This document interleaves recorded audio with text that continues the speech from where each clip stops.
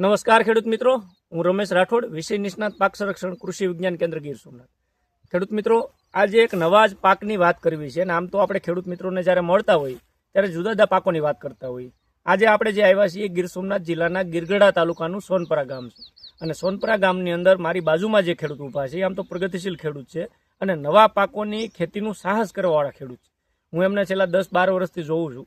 અલગ અલગ પાકોની ખેતી કરે, એની અંદર અશ્વગંધા હોય, કાળી જીરી હોય, અજમાની ખેતી હોય, આ પ્રકારની ખેતી કરીને આ વર્ષે એણે એક નવો જ પાક, મને લાગે કે સૌરાષ્ટ્રમાં લગભગ 2-5 ખેડૂતોએ કદાચ આ પાકનું વાવેતર કર્યું છે અને ગીર સોમનાથના તો પહેલા ખેડૂત છે કે એણે ચિયાસીડની ખેતી કરી છે અને એ ખેડૂત છે મનુભાઈ પોરિયા.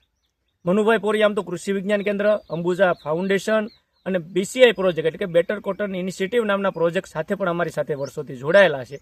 એ ડાયરેક્ટર પણ રહી ચૂક્યા છે, FPOની અંદર પણ એમનું ખાસ કરીને યોગદાન આપતા હોય. પરંતુ આજે એમના ખેતરે આવવાનું મેઇન કારણ હતું કે ચિયાસીડની ખેતી. તમે પણ મિત્રો છેલ્લા 6 મહિનાથી સોશિયલ મીડિયામાં સાંભળ્યું હશે. આ એવો પાક છે કે સુપરફૂડ તરીકે ઓળખાય અને આ શક્તિવર્ધક તરીકેનો પાક છે. ખેતી અને ખોરાકમાં બંનેમાં એનું ખૂબ મહત્વ છે.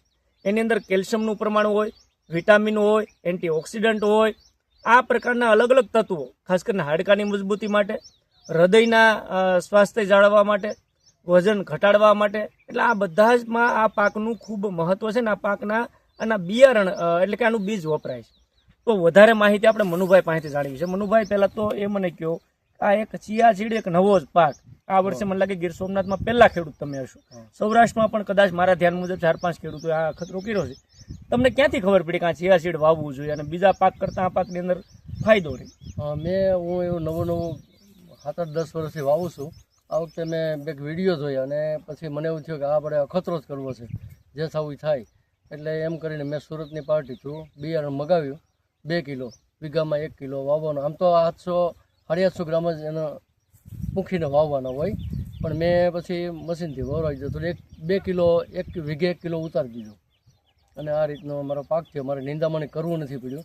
નિંદામણ તો કરવું હતું પણ મજૂરની તકલીફના હિસાબે રહી ગયું. તો એમને આ વધે રાખ્યા.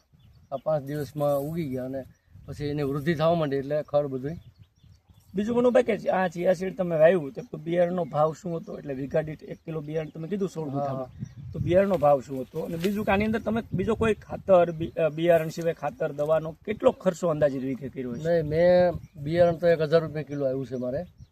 પછી વાવવાનો ખર્ચો આપણે મશીનથી વાવ્યું છે, આ સાથેની ખાલી છે. એ તો ખર્ચો એ તો બધા ખેડૂતને ખ્યાલ જ છે. ઓકે. પછી મેં ઘન જીવામૃત નાખેલું છે. પ્રાકૃતિક ખેતી કરો? સરસ. ઘન જીવામૃત પેલા છાંટી દીધું આ બધીમાં વાવ્યા પછી, અને પછી પાણી પાઈ ગયું. એટલે એના સિવાય રાસાયણિક દવાઓને ખાતરો કઈ નહીં.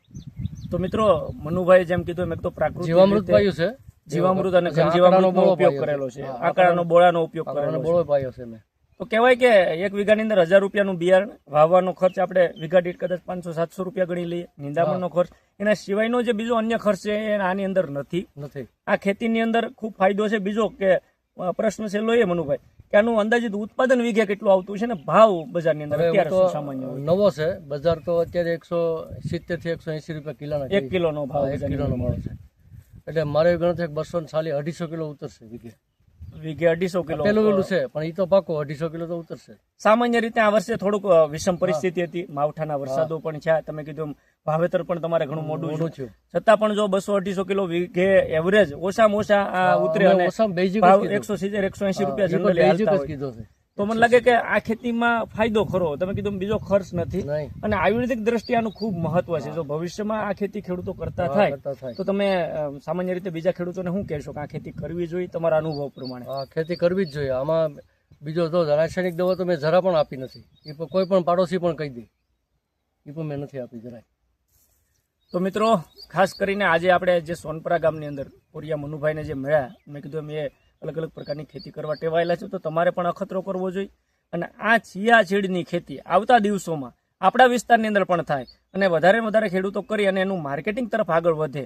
કારણ કે આ પાક એવો છે કે સ્વાસ્થ્યની અંદર વપરાતો પાક છે, સુપર ફૂડ તરીકે ઓળખાતો પાક છે. એટલે આવતા દિવસોમાં ડિમાન્ડ પણ વધવાની છે. અલગ અલગ સ્વાસ્થ્યને લગતી જે બાબતો છે એમાં પણ આનો ઉપયોગ થવાનો છે. તો મનુભાઈને ક્યારેય પણ તમારે મુલાકાત કરવાનું થાય અથવા એમની પાસેથી અનુભવ જાણવા હોય તો એમના ખેતરની મુલાકાત કરજો. સોનપરા ગામ ગીરગઢા તાલુકાનું ગામ છે. ખાસ કરીને ગીર સોમનાથ જિલ્લામાં આવેલું ગામ છે એની મુલાકાત કરજો અને મનુભાઈ પાસેથી જાણવાની પણ કોશિશ કરશો. તો મિત્રો આજે આપણી મુલાકાત હતી મનુભાઈ સાથે. ફરી એક નવા ખેડૂત સાથે અથવા નવી ટેકનિકલ માહિતી સાથે મળશું. ત્યાં સુધી મને રજા આપશો. મનુભાઈ, આપે માહિતી આપી, આપ અમારી સાથે જોડાણા અને તમારો સમય આપ્યો બદલ ખૂબ ખૂબ આભાર. ધન્યવાદ. Thank you.